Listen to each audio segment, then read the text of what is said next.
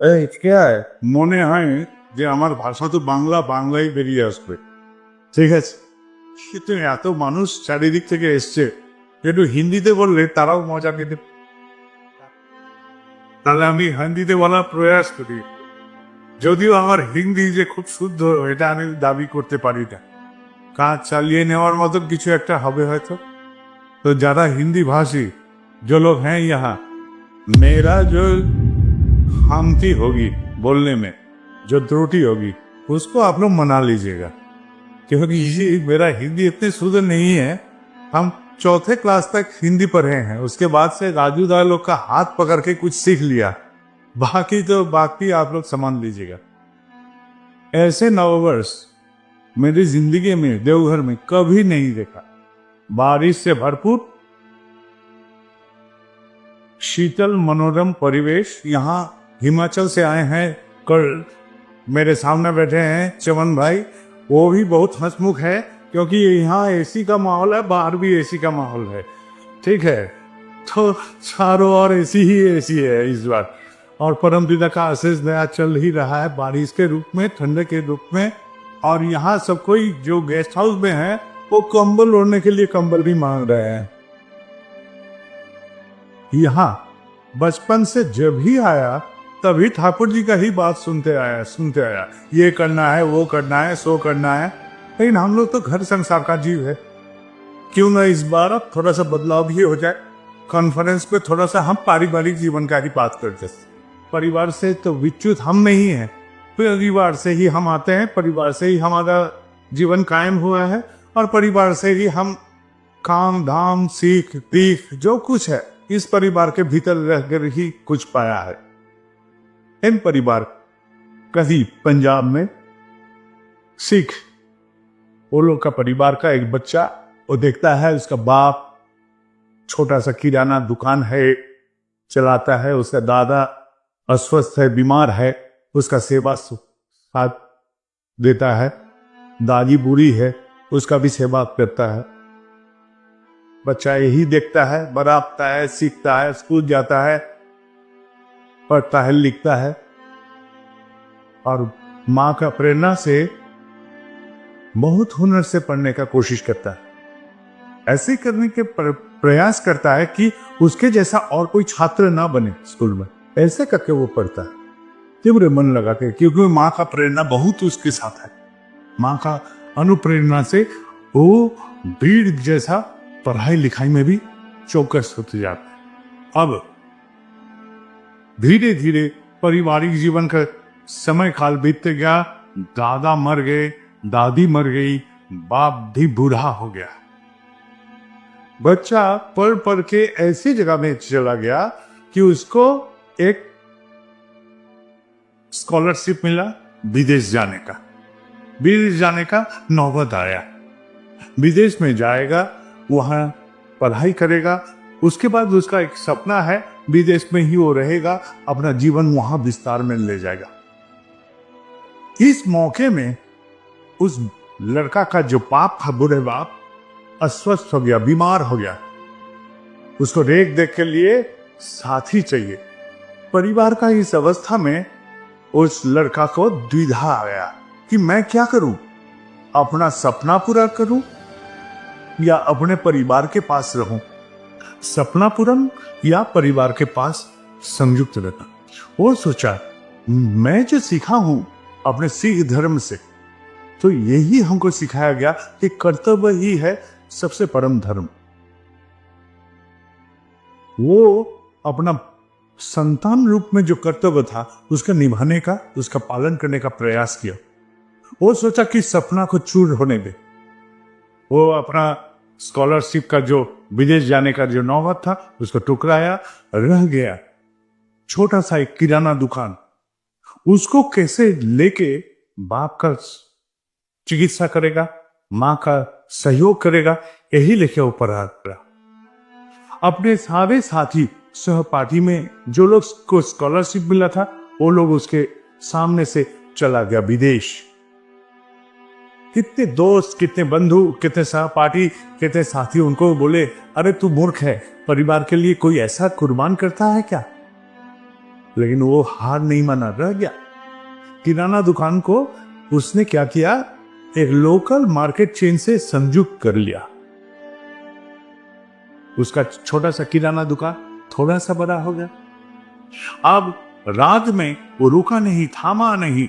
वो ऑनलाइन कैसे सीखता है, डिजिटल मार्केटिंग क्या होता है, यही सब सीखने का प्रयास करते रहा। सीखते गया, बाधा से वो रुका नहीं, थामा नहीं, कोशिश करते गया। इस हर कोशिश, हर प्रयास उसको सिखा दिया डिजिटल मार्केटिंग क्या है, कैसे ऑनलाइन में काम किया जाता है। ऐसा करते करते उसने अपना छोटा सा किराना दुकान का एक नाम धाम दिया, उसको बड़ा किया। उसके बाद उस जिले में वो और कई शाखाएं खोल दिए। समय बीतता गया, इसका अपना परिवार हुआ, अपना शादी हुआ, बच्चा हुआ। तो इसके पास कोई पूछा, तुम अपना जो कैरियर था उसको कुर्बान करके जो रह गया, इसमें तुमको हताशा होता है क्या? पता नहीं, मैंने अपना व्यक्तिगत सपना को ठुकरा के एक बड़ा सपना को पाया। मैं अपने परिवार को पाया, अपने बाप का सेवा कर पाया। अपना बाप का सेवा करता है, यही तो संस्कार है। ये जो हम लोग बैठे हैं, सब में ये संस्कार है कि हम लोग चाहते हैं अपना परिवार को कायम कैसे रखा जाए, हम अपना कर्तव्य धर्म कैसे निभाएं। यही हम लोग सब कुछ करना चाहते हैं। अब कोई पति के रूप में, कोई पत्नी के रूप में, कोई संतान के रूप में, जैसा भी हो, हम लोग यही करते हैं। और जब ये संस्कार, मूल्यबोध हमारे साथ रहता है, तभी हम समृद्धशाली होते हैं, नाम जस सभी फटता है। तो अकेले कोई नहीं रहता, समावेश में सब कोई समृद्ध हो सकता है। यही है हम लोग का जीवन। तो हम एक जब सबके लिए, ये दूसरे के लिए जब हम कूद जाते हैं, तो अनेक को पाल लेते हैं। ये अनेक, एक से अनेक जब बनता है, इस अनेक को इकट्ठा करने के लिए फिर एक को जरूरत है। उस एक को हम बोलते हैं आदर्श। आदर्श नहीं रहेगा तो ये एक किसी से साथ मिलेगा, लेकिन सबको इकट्ठा नहीं कर पाएगा। सबको इकट्ठा नहीं कर पाएंगे हम लोग। इकट्ठा, एकत्रित करने के लिए यही एक का जरूरत है, जिसको हम लोग बोलते हैं आदर्श। ये आदर्श प्राण था कि हमको महान बना देता है। सिख धर्म यदि उसके साथ नहीं रहता, ये संस्कार उसके जड़ में नहीं बैठता। वो पिता को देखा था, अपने पिता को सेवा करने, वो देखा है बोलकर ही वो सीख लिया है उसको क्या करना है, उसका दायित्व क्या है, उसका कर्तव्य क्या है अपने पिता के प्रति, माँ के प्रति। तो यही है परिवार का जीवन। जो हम दिखाएंगे, जो हम सिखाएंगे, वही हमारे परिवार के साथ रह जाएगा। तो यहाँ हमारे ठाकुर जी का एक निष्ठ सब कर्मी लोग यहाँ मौजूद हैं। हम लोग का काम कुछ नहीं है, अपना परिवार खाली समझ ले कि मैं क्या करता हूँ मेरे ठाकुर के साथ, मेरे माँ के साथ, मेरे बाप के साथ। मैं अपने उपार्जन के लिए मैं क्या करता हूँ, परिवार के लिए मैं क्या करता हूँ, ये जरूरी है। ये जब तक न वो सीख लेगा, तब तक तो वो उसका भी विस्तार नहीं होगा। वो व्यक्ति जो बचपन से पढ़ता आया, वो सोचता होगा माँ बाप खाली वो दुआने वाला गैया है जिसको दुआया जा सकता है। ये कभी नहीं हो सकता। इसे सीखना जरूरी है, इसलिए सिखाना जरूरी है, दिखाना जरूरी है। ये देख हम ऐसा कर रहे हैं। तो हम अभी जो अपना व्यक्तिगत जीवन है, इस व्यक्तिगत जीवन को कैसे पालन करेंगे, ये अपना निर्वाचन है। क्योंकि ठाकुर जी बोल दिए हैं, तुम्हारा अपना जीवन का दायित्व तुम्हारा है। जब दायित्व मेरा है तो निर्धारण और निर्वाचन भी मेरा दायित्व हो जाता है। मैं किसको गुरु पकड़ के चलूं, ये निर्धारण है, ये निर्वाचन है। इस निर्धारण और निर्वाचन जब सही मार्ग पकड़ लेता है, ठीक है, तब जीवन का बदलाव आता है, तभी बदलाव आता है। यहाँ बाबा बैठते थे, बाबा यहाँ बैठते थे, बहुत आनंद होता था, सबको आनंद मिलता था। एक गाना होता था यहाँ, सब कोई सुनते थे, मिलन होबे कत दिने। अरे मिलन होबे कत दिने, এই যে মিলন হবে কতদিনে, আমার মনের মানুষের সনে। এবার মনের মানুষের সাথে মিলন করতে গেলে কি করতে হবে, মনের মানুষের সাথে মিল করতে হবে, তবেই মিলন হবে। মনের মানুষের সাথে মিল না হলে মিলন কোনোদিনও সম্ভব না। তাহলে মনের মানুষের তৃপ্তির কারণ আমি যতক্ষণ না হচ্ছি ততক্ষণ কি করে মিলন হবে?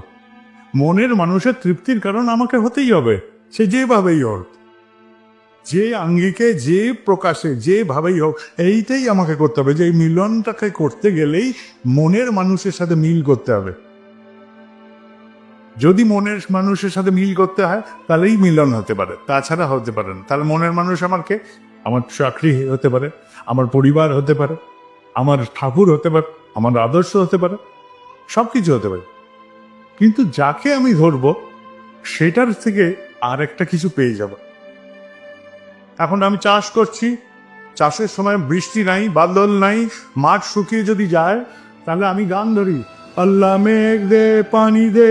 আল্লাহ মেঘ দেবে, পানি দেবে, কিন্তু কাদাও দেবে ফ্রিতে। নেব? বন্যাও দেবে ফ্রিতে, নেব? তাহলে পরেই বলবো যে ঠাকুর এবার বৃষ্টি বন্ধ করো। তাহলে আমার চাহিদা যখন আমার কামড়াতে থাকবে তখন আমি বলবো যে ঠাকুর এবার বন্ধ করো, বন্ধ করো। তাহলে আমি সেটা চাই কেন? যে চাওয়াতে আরেকটার সাথে একটা ফ্রি পেলে আমার বিরক্তি আসে।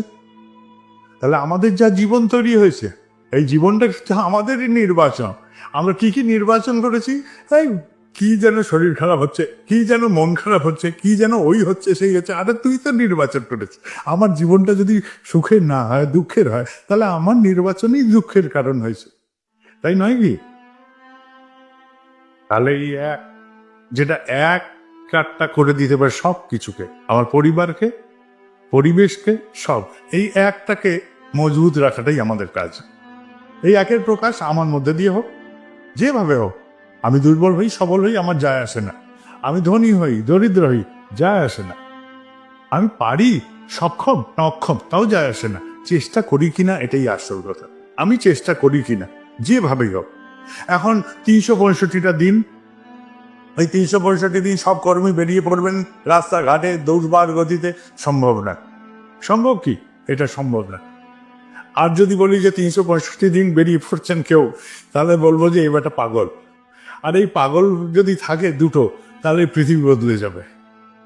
ঠিক আছে? কেন মত মাথাতে এক হয়ে দুটি লোক ইষ্ট নেশায় চলে যদি দক্ষ, তাহলে রুখবে কে তার ভর দুনিয়া। ঠাকুর এই কথাই বলছে। তাহলে এই পাগল দুটো যদি জোগাড় হয়ে যায় পৃথিবীতে, তাহলে সব পৃথিবী পাল্টে যাবে, তাছাড়া পাল্টাবে না। কিন্তু যদি আমরা পার্ট টাইমও করি, কিন্তু সিনসিয়ারলি করতে হবে, সেটাও সঠিকভাবে করতে হবে, সেটা সঠিকভাবেই করতে হবে। আমি যদি ধার্য করি আমি মাসে 4 দিন বেরোবো, ঠাকুরের কাজ নিয়ে 4 দিনই বেরোবো, অসুবিধা নেই। এখানে যারা কর্মীরা আছেন, কেউ 4 দিন বেরোতে পারেন, কেউ একদিনই বেরোতে পারেন, কিন্তু বেরোন, একটা দিনের জন্য বেরোন, মাসে একটা দিনই বেরোন। একটা দিনের জন্য যখন বেরোবেন, ওই একটা দিন অন্য কোনো গল্প রাখবেন না, না বউ, না বাচ্চা, না কাচ্চা, না কোনো কিছু। একদম যতটুকু পারবেন উজাড় করে নেমে পড়বেন। এই যে নেমে পড়বেন, কি করতে হবে? আপনাকে খালি, যারা দুর্বার গতিতে এগোচ্ছে, অগণিত সাধারণ গুরু ভাইরা, এইসব মায়েরা, দেখেন বাইরের প্যান্ডেলে যাবেন, ওখানে মায়েরা সব দাঁড়িয়ে আছে, বাচ্চাগুলো দাঁড়িয়ে আছে, বাচ্চা বাচ্চা মেয়েগুলো দাঁড়িয়ে আছে, ছেলেগুলো দাঁড়িয়ে আছে, মানুষজন দাঁড়িয়ে আছে। এরা কিন্তু কিছু চাচ্ছে না, এরা একটাই গল্প চাচ্ছে, তুমি আমাকে, ওরা একটাই গল্প বলছে, তুমি আমার সাথে কদমে কদম মেলাও, আমি তোমার সাথে থাক, তুমি আসো আমার সাথে, আমরা যা করছি তার সাথে তুমি সামিল হও। কর্মীদের এই কথাই তারা বলছে, আর কিছু বলছেন। তুমি খালি ওই একটা দিনের জন্যই নামো এই আমাদের এই কর্মতে, একটা দিনের জন্য, কিন্তু সিনসিয়ারলি নাও। 2 দিনের জন্য নামো, তাই নামো, কিন্তু নামো। কোথায় যাচ্ছে তোমরা? তোমাদের সাথেই আমি যাব, তোমাদের সাথেই আমি চলে যাব। তারা বলছে তোমার পদক্ষেপ পড়বে, আমরা তোমাদের সাথে আছি। সব সাধারণ গুরু ভাইরা বলছে, সব সাধারণ গুরু ভাইরা কর্মীদের এই কথাই বলছে, তোমরা খালি একটা পদক্ষেপ ফেলো না আমার সাথে, তারপরে আমরা তো সাথে হাত পেয়েই যাবে। এইটাই খালি তারা চ্যালেঞ্জ ঠুকেছে কর্মীদের কাছে। কিন্তু সাধারণ গুরু ভাইদের একটাই চ্যালেঞ্জ, যে তোমরা খালি আমার সাথে নেমে পড়ো, আমাদের সাথে, আর তুমি নামো আর আমাদের সহযোগিতা নিয়ে নাও, আমরা দাঁড়িয়ে আছি তোমাদের জন্য। একটাই বললাম। এবার একটা দিনের জন্য নামবো, মাসে 2 দিনের জন্য নামবো, 4টে দিনের জন্য নামবো, 10টা দিনের জন্য নামবো, কি 20টা দিনের জন্য, কি 30টা দিনে 30 দিনের জন্যই নামবো, সেটা আমাদের নির্বাচন। কেউ এটাতে জোর খাটাবে না। কিন্তু যে কটা দিনের জন্য যেন নামি, সেই কটা দিনের জন্য একদম অতি অবশ্যই সিনসিয়ারলি একদম অন্তর থেকে নেমে পড়ি। এইটুকুই খালি করতে হবে। আর বাইরে গিয়ে এখান থেকে বেরোবেন প্যান্ডেলের বাইরে, যত ভিড় এখানে যা দেখছেন তার ডবল ভিড় বাইরে সব দাঁড়িয়ে আছে, সব মায়েরা, দাদারা, ভাইরা। আমি তাদের মাঝখান দিয়ে এলাম এখানে হেঁটে হেঁটে। তারা সবাই কিন্তু অপেক্ষা করে আছে, সবাই অপেক্ষা করে আছে। এই আমরা যারা এইখানে আছি উপস্থিত, যারা ঠাকুরের নাম শোনে, ঠাকুরের নাম বিতরণ করি, ঠাকুরের প্রভাব বিতরণের জন্য দায়িত্ব নিয়েছি আমরা। তারা কিন্তু দায়িত্ব নেননি, কিন্তু তারা স্বতঃস্ফূর্তভাবে ঝাঁপিয়ে পড়েছে ঠাকুরকে ভালোবাসেন বলে। মানুষ কিন্তু ঠাকুরকে ভালোবাসে, আমিও ভালোবাসি, আমরা সবাই ভালোবাসি, কিন্তু আমাদের ভালোবাসার প্রকাশটা খালি তোমার সাথে একবার এক লয় মিলিয়ে দিতে হবে। আমি কি বলছি এটা দরকার নেই, আমি তোমাকে নেতৃত্ব দিতে আসিনি, আমি তোমার কাছে দাঁড়িয়েছি খালি পাশে এসে দাঁড়ানোর জন্য। আমার কিছু করার নেই, তোমরা যা করার করো, আমি তোমাদের পাশে আছি। এই গল্পটাই খালি বলে দেন, এই গল্পটাই খালি উপস্থাপনা করে দিই আমরা কর্মীরা, তারপরে গল্পটা পাল্টে যাবে। আমরা সেটাতে ভাবছি আমাদের লিডার যদি না হয় তাহলে গল্প পাল্টে যাবে। কিন্তু আমাকে তো লিডার হতে বললেননি কেউ, লিডার হতে কেউ বলেননি, কারণ লিডার তো এখানে ঠাকুর। আমাকে কি করতে হবে, তার প্রতিনিধিত্ব করতে হবে। জাস্ট কায়া মনোবাক্যে, ওই একটা দিনের জন্যই যদি বেরোই, কায়া মনোবাক্যে তার প্রতিনিধিত্ব করতে হবে। কথার সমস্ত সময় তারই বলতে হবে, প্রকাশ তারই করতে হবে। যদি অকপট না হই, অকপট হতে পারলাম না ধরলাম, তাও তো চেষ্টা করতে পারি যে কতটা আমি অকপট হতে পারি তাদের সামনে, সাধারণের সামনে। আমি নাম করি কিনা দরকার নেই, আমার নাম করি কিনা সেটা আমার বউ করবে। মিটি মিটি চোখে যখন দেখবে মাঝরাত্রিরে আমি বসছি কিনা, তার চোখে আমি আমি আমি একজনের কাছেই ধরা পড়বো, আমার গৃহিণীর কাছে, যে আমি সত্যিকারের নাম করি কিনা। কেননা আমি লোককে বলতে পারি যে হ্যাঁ আমি নাম করি, কিন্তু গৃহিণীর কাছে তো ফাঁকি দেওয়া যাবে না, যাবে কি? তাহলে সেখানে দেওয়া যাবে না। আমার বাচ্চাটার কাছে ফাঁকি দিতে পারবো যদি বাচ্চাটা চোখ মেলে তাকিয়ে দেখে যে বাপ তো বেটা শুয়ে আছে, প্রার্থনার টাইম পার হয়ে গেল, কার কাছে ফাঁকি ধরবো? আমার ছেলের কাছে ধরবে, বউয়ের কাছে ধরা পড়বো। তাহলে আমি কপট হব কোথায়? সবার আগে পরিবারের কাছে কপট হয়ে যাব, কপট হলাম। আর আমি এই কথাটাই যখন বাইরে ফারবার করে বলবো যে এই বেটা যা করে ভেতরে, বাইরে তা আর একটা রকম প্রকাশ করছে, এ বেটা অন্যরকম মানুষ। ছেলের কাছে অন্তত আমি এইরকম নেকেড হতে চাই না, এইরকম করে আমি ফুলে যেতে চাই না। তাহলে যদি খুলে নিয়ে যেতে চাই, তাহলে আমাকে আমার অন্দরমহলের আচরণটাকেই চেঞ্জ করতে হবে। অন্দরের আচরণ যা আমি অন্দরে করি তাই আমি বাহারে করার চেষ্টা করি, এটাই হচ্ছে অকৃত্য মত। এইটা করলেই বাকি কাজ সমস্ত সহজভাবে হতে থাকে। এটাই আমাদের স্বাভাবিক জীবন। আমাদের কর্মীদের কোনো কাজ করার নেই, আমরা খালি এই মহান সাগর যেটা উত্থাল উঠছে তার কাছে খালি দাঁড়ালেই ঢেউ আমাদের উঠিয়ে নিয়ে যাবে, ঢেউ নিয়ে যাবে, আমাদের আর কিছু করতে হবে কেন? জনপ্রবণ তৈরি হয়ে গেছে। এই যে সাধারণ মানুষরা, তারা নিরন্তর যাজন করতে পেরেছে। মায়েদের ঘরের যাদের আঁচল গায়ে দিয়ে খুন্তি নেড়ে কাজ করতেন, তারা সব বেরিয়ে পড়েছেন মাঠে, তারা যাজনে বেরিয়ে পড়ছেন। যারা ব্যবসা করছে, কত ব্যবসায়ী আসে এখানে, আমি বলি আরে তুই সারাদিন ব্যবসা কর, কিন্তু ওই মায়েরা যখন বেরোয় তাদের টোটো ভাড়াটা দিয়ে দিস একদিনের, এইটাই কর। তো এই করে সহযোগিতা কর, এই করে সহযোগিতা কর, তোর কিছু করতে হবে না, তুই এইভাবে সহযোগিতা কর। আরে সেতু বন্ধন হচ্ছে প্রভুর, আরে কাঠবিড়ালি যদি গা ভিজিয়ে লাভ দিতে চায় সে সেইভাবে লাভ দিয়ে, যে যেভাবে পারবে, যেইটুকু সহযোগিতা এই মহান কার্যক্রমে আমরা করতে পারি তাতেই হবে। এখানে একজন আশ্রমের গাড়ি চালাতেন নীলকমলদা, তিনি এসছেন, বলছে দাদা আর আমার বাচ্চার ইচ্ছা নেই, আমাকে বলছে। আমি বললো কেন? আমার শরীর ভালো নেই। খালি জীবনের 2-3টে গল্প পাল্টে দিয়ে বললাম যে রোজ আপনি আমার সাথে দেখা করতে, হানিমুন করতে আসবেন বউকে নিয়ে। এখন রোজ বিকেলে সন্ধ্যার সময় আসে আমার কাছে, এসে কিছুক্ষণ বসে যায়। আমি কিছুদিন আগে জিজ্ঞেস নীলকমলদা কবে ওপরে যাবেন? বল না না না এখন থাকবো। জীবনটা তো জীবন, আরে জীবনটাকে খুশিতে ভরে দেওয়াটাই তো আমাদের কাজ। যদি রান্নাঘরে আগুন লাগে তখন আমি হাই করতে পারি, আর নচেত পাশের ঘর থেকে ডুন নিয়ে এসে যে কটা পোড়া আলু অবশিষ্ট আছে ওটাই খেয়ে ভাবতে পারি যে পরে এবার কি করে রান্নাঘরটা গুছিয়ে নেব। তাহলে বিপদ দেখলে আগে ঘাবড়ে লাভ নেই, বিপদ থেকে আমি কি করতে পারি সেটা দেখা ভালো। এখানে একটা প্যান্ডেল ছিল, 2016 নববর্ষ, হঠাৎ প্যান্ডেলে কোনো কারণে আগুন লেগে গেল, আগুন লেগে প্যান্ডেল দগ্ধ হলো। তারপর প্যান্ডেলে ছাইটাই সব পড়ে আছে, আমি কিছু গোবর জোগাড় করে কয়েকটা লেবার ছিল, আমি বলাই সব এইগুলো দিয়ে ঘুঁটে বানাতো। আমার মা বলছে যে তোর আর কাজ কাম নাই, সে প্যান্ডেল পুড়ে গেছে তার উপরে আবার গোবর টোবর লেপে এরকম করে ঘুঁটে বানাচ্ছিস। আমি বললাম যে ওইটা দিয়ে যখন লিট্টি খাবো, এই এত বড় প্যান্ডেলের পোড়ার লিট্টি, সেটা খেতে না জানি কত সুস্বাদু হবে। তো সেই ঘুঁটেগুলো তৈরি হলো। এখানে যারা গার্ডরা কাজ করেন, আশ্রমের গার্ডরা, তাদের শীতের দিনে আগুন তাপানোর জন্য আমি সেগুলো দেওয়া শুরু করলাম। মানে লক্ষ টাকার আগুন তোমরা পোয়াও আর নিজেদের তপ্ত করে আশ্রমকে পাহারা দাও। এটা তো ঠাকুরের আশ্রম, তোমাদেরও আশ্রম। গল্প তো এরকম করে ভাবতে হবে। জীবনটা খুব সুন্দর, জীবনটা কোনো কঠিন ব্যাপার নয়, ঠিক আছে? পরিবারটাকে সুন্দর করে রাখে। যাদের পরিবারের সাথে সম্পর্ক ভালো নেই, সম্পর্ক করে নেন। আরে যতদিন ঝগড়া হয়েছে থাক না, ঝগড়াগুলো তো অতীতের গল্প করে দেওয়া যায়, এক মুহূর্তে গল্প করে দিয়ে আবার সুন্দর করে নেওয়া যায়। আরে সবাইকে ক্ষমা করে দিতে পারে। আরে পরম পিতা যদি আমাকে ক্ষমা করতে পারেন আমার সমস্ত ত্রুটি বিচ্যুতিতে, তাহলে আমিও তো একটা সংসারের পিতা, আমিও ক্ষমা করে দিতে পারি। আমরা সবাই এরকম করতে পারি। এই ক্ষমা করাটা মানে তো ক্ষমতা অর্জন করা, সহ্য করার ক্ষমতাটাকে অর্জন করা। ক্ষমা করা মানেই তো সেই ক্ষমতাটাকে অর্জন করা, সহনশীলতার ক্ষমতাকে অর্জন করা, তাই ছাড়া আর কি। পরম পিতা সমস্ত সহ্য করতে পারেন না, তাই তিনি পরম পিতা, তিনি সবাইকে ক্ষমা করে দিতে পারেন। আমি পারি না, তাই দোষ কি করেছে সেটা লিস্ট বানাতে থাকি, মনের মধ্যে পুষে রাখি, আর সেটা নিয়ে মনের মধ্যে খচ করতে থাকি। আর জীবনটা আনন্দে ভরুক, সবাই ভালো থাকেন। এখান থেকে যখন সবাই ফিরবেন, আনন্দবাজারে যারা খাবেন তারা এই কথাগুলো সব ভুলে গিয়ে বাড়ি চলে যান। কেননা এই যে যা যা কথা হলো দুদিন ধরে, অনেক ভালো ভালো কথা হলো, এইগুলো ভোলার কাজ হচ্ছে এখন আনন্দবাজার প্রসাদের দায়িত্ব। যে এটা খেয়ে গেলেই এই যে একটা আরাম করে দুপুরে কেউ ঘুমিয়ে বিকেলের ট্রেন ধরবেন, আরামে ভুলে যান।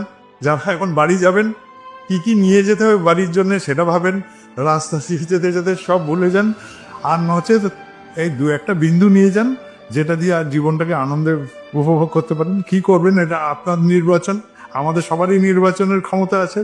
জীবনটাকে এটাকে যা কিছু হবে সবটার দায়িত্ব আপনার, আপনার দায়িত্ব একদম কেবল এবং কেবল মাত্র আপনার। আমরা কেউ অবাঙ্কেও না। আর সেই জন্য পরমপিতা নির্বাচিত, পরমপিতার সন্তান হতে গেলে নির্বাচিত হতেই হবে কোনো না কোনো সুকর্মের দৌলতে। আমরা কেউ না এরকম আমি মানি না, আমরা সবাই কেউ কেটা, আমরা সবাই কেউ কেটা। ওই যে ভিখারি যে ভিক্ষা করে খাচ্ছে, সেও যখন জয়গুরু বলছে এরকম করে বুক চিতিয়ে, আমি মনে করি তার সাথে ঠাকুর দাঁড়িয়ে আছেন। আর তার সাথে যখন ঠাকুর দাঁড়িয়েছে সে মূল্যবান, আর সে কখনো অপাঙ্ক্তেয় হতে পারে। তাহলে আমরা কেউ অপাঙ্ক্তেয় নই, আমরা সবাই সমর্থবান, সবাই কৌশলী, সবাই দক্ষ এবং চিন্তাতে বিস্তার করার ক্ষমতা রাখি। আমার চিন্তা যে বিস্তার হবে, সংগঠনও বিস্তার হবে, ঠাকুরের বিস্তার হবে, সৎসঙ্গের বিস্তার হবে, সব কিছু বিস্তার হবে। ঠাকুর বলছেন ফুল ফুটলেই গন্ধ বেরোবে, এর কোনো মানে নেই যতক্ষণ না তার দিয়ে হাওয়া দিতে হয়। তাহলে আমি হাওয়ার কোনা, আমি এই হাওয়ার প্রবাহ, তাহলে আমি কেউ নই। কে বললো? হাওয়াকে না হয় দেখাই যায় না। এখানে কথা হচ্ছিল যে আমরা কেউ নই, সব ঠাকুর করেছে, সব আমি মেনে নিচ্ছি, কিন্তু আমি সেই হাওয়া, সেই পবনের জোকা, সেই পবনের মুক্ত প্রবাহ, যে এই প্রবাহকে ঠাকুরকে বিস্তারে নিয়ে যেতে পারে, ঠাকুরের সমস্ত বার্তা। কেউ দেখবে না ঠাকুরকে, দেখবে কেবল কিন্তু আমাকে। আমি কিভাবে প্রকাশ করছি আমার আচরণ দিয়ে, ব্যবহার দিয়ে, কথা দিয়ে, তাই দেখবে, আর কিছু দেখার দরকার নেই। তাই আমি সবাইকে আজ বলি যে এই পোশাকের আড়ালে থাকবেন না। এই পোশাকটা বলছে আমি জয়গুরু পার্টি, মুখে যদি বলেন জয়গুরু, তাহলেও হয়ে গেল জয়গুরু।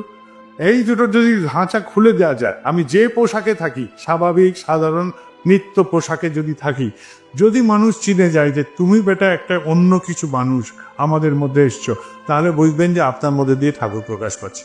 এটাই হচ্ছে প্রমাণ, এটাই প্রমাণ, আর কিছু না। গামছা পরে থাকেন, লুঙ্গি পরে থাকেন, ধুতি পরে থাকেন, কি পায়জামায় থাকেন, কি জিন্সে থাকেন, আমার যায় আসে না। কিন্তু প্রকাশটা যদি কেউ টের পেয়ে যায় যে তুমি ভাই তো একটু অন্যরকম মানুষ ঠেকছে, এইটা যদি তার মনে থেকে যায়, তাহলে বুঝবেন যে আপনার দিয়ে ঠাকুর প্রকাশ হচ্ছে। ঠিক আছে? স্বাভাবিকভাবে এখানে কথা উঠল নাম জপ নিয়ে। নাম জপ কেন হয় না? যে আমাদের কর্ম কিছু আমরা পেন্ডিং রাখি। বড়দের নামে বসছেন, না হচ্ছে না, কি না একটা চেয়ার, তার স্থান থেকে অন্য স্থানে রাখা হয়নি। এইটার জন্য তিনি উঠে নাক থেকে উঠে চেয়ারটাকে স্থানান্তরিত করে যথাস্থানে রাখলেন, নামে বসে গেল। পেন্ডিং কাজ নামে বসতে দিচ্ছে, সামান্য একটা চেয়ার। একটা ঘটনা বললো। তাহলে আমাদের কত রকম পেন্ডিং কাজ থাকে, যতগুলো পেন্ডিং কাজ আছে সেগুলো লিখুন, আর যেগুলো করবেন মনস্থ করেছে করা যদি সম্ভব হয় করে ফেলেন। ঠিক আছে, এটাই গল্প। শান্তি চাই জীবনে, আমরা সবাই শান্তিতে থাকতে চাই। শান্তি মানে যেটা আমাদের মনের অস্বস্তির কারণ, সেটাকে নিরসনের জন্য যা যা চেষ্টা করার সেটাই করতে হবে, করে ফেললে হয়ে যাবে শান্তি। ওই কর্মটাই শান্তি। আর যেটা আমার ক্ষমতার বাইরে যেতে দাও, সুবিধার। সুস্থ থাকতে চাপ, তাহলে মনটাকে শরীরের থেকে বাইরে করে দাও, তাহলে এই অন্য কিছু দিয়ে চিন্তায় থাকো, আর শরীরের চিকিৎসা করাও, সুস্থ থাকবে। এটাই হচ্ছে সহজ নিয়ম। ঠিক আছে, কাউকে ভালোবাসো, এমনভাবে ভালোবাসো যাতে তার তৃপ্তির কারণ হয়ে ওঠে। এটাই, এই যে তাকে ভালোবাসতে পারছো এটাই যোগ। আর এই যে কাউকে তৃপ্তি দেওয়ার জন্য চেষ্টা করছো সেটাই হচ্ছে প্রেম। সহজ গল্প।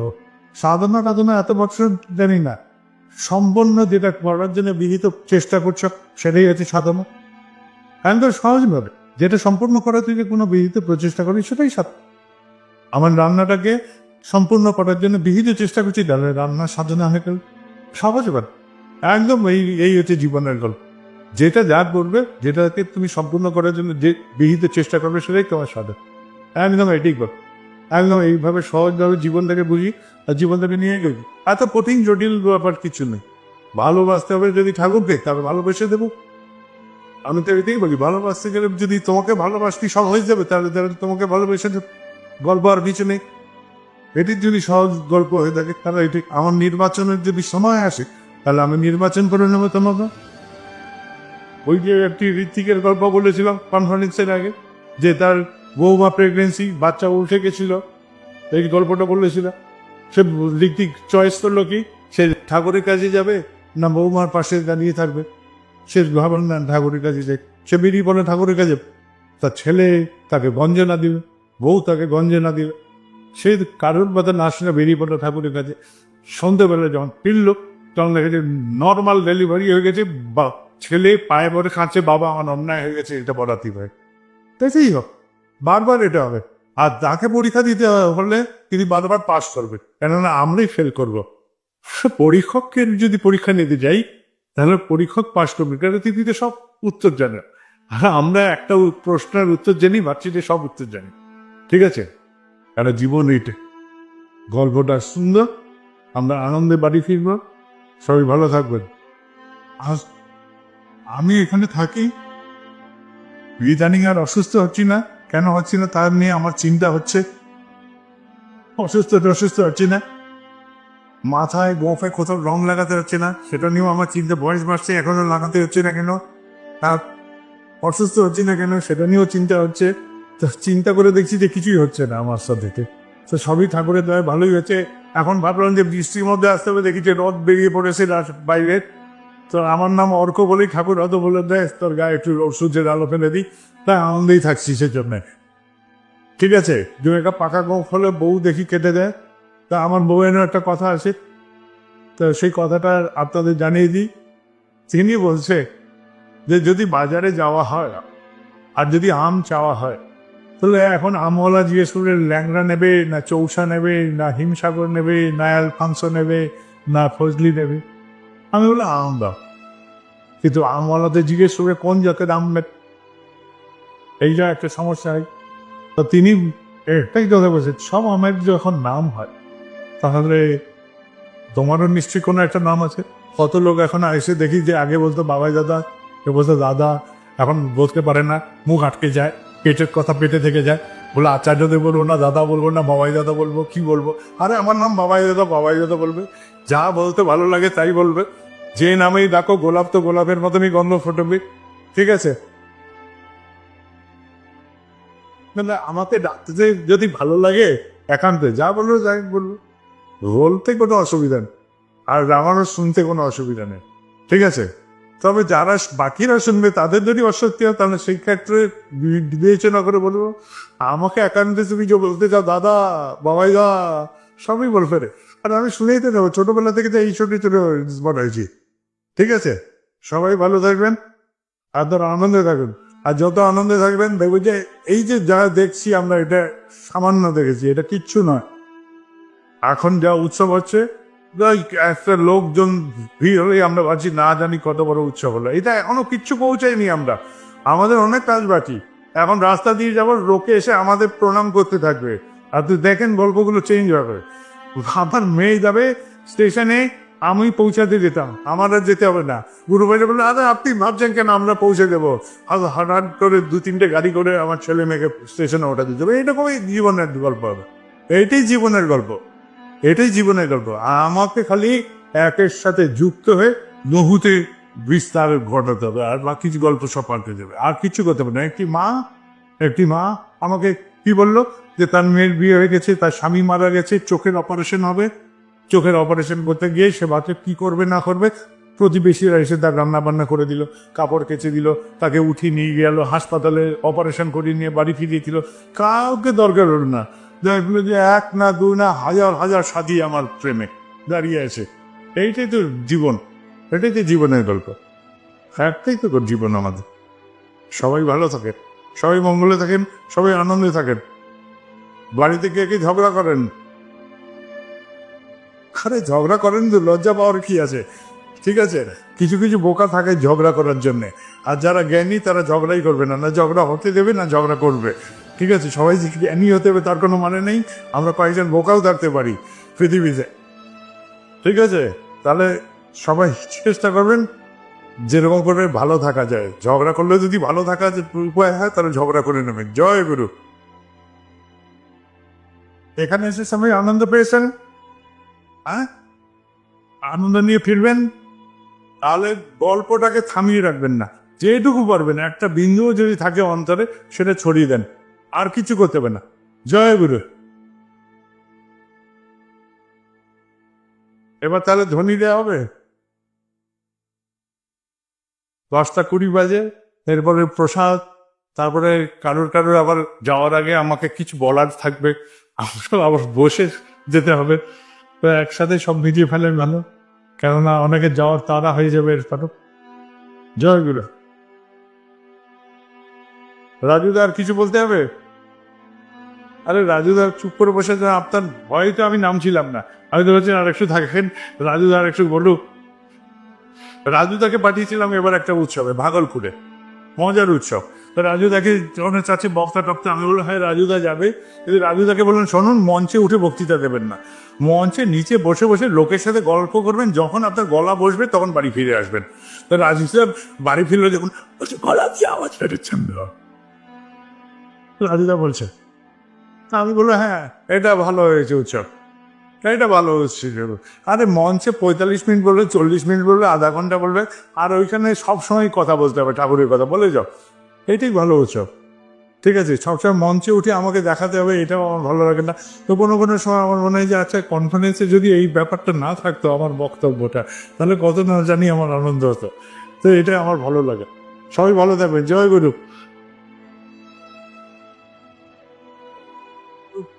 ধ্বনি দেওয়ার ব্যাপার আছে না, তরুণদার উঠতে একটু টাইম লাগে, তা সেটুকু আমাদের মার্জনা করেই দিতে হবে। ঠিক আছে, তরুণদা শীতকালেও ঘামে, তার একটা মহান গুণ আছে, ঘামতে ঘামতে বাণী পাঠ করবে। জয় গুরু।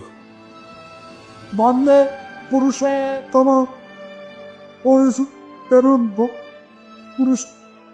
বল পুরুষোত্তম বন পুরুষোত্তম বল পুরুষোত্তম বরম প্রদমায় শ্রী শ্রী ঠাকুর অনুকূল চন্দ্র জি জয়। অরম প্রণমায় শ্রী শ্রী ঠাকুর অনুকূল চন্দ্র জি জয়। অরম প্রণমায় শ্রী শ্রী ঠাকুর অনুকূল চন্দ্র জি। পরমারাধ্যা জগৎ জননী শ্রেষ্ঠী বড়মা কি জয়। পরমারাধ্যা জগৎ জননী শ্রেষ্ঠী বড়মা কি জয়। পরমারাধ্যা জগৎ জননী শ্রেষ্ঠী বড়মা কি। পরম পূজ্যপাদ শ্রী শ্রী বরদা কি। পরম পূজ্যপাদ শ্রী শ্রী বরদা কি। পরম পূজ্যপাদ শ্রী শ্রী বরদা কি। সত সম্যকি সত সম্যকি সত সম্যকি বন্ধ পুরুষোত্তম পুরুষোত্তম और जब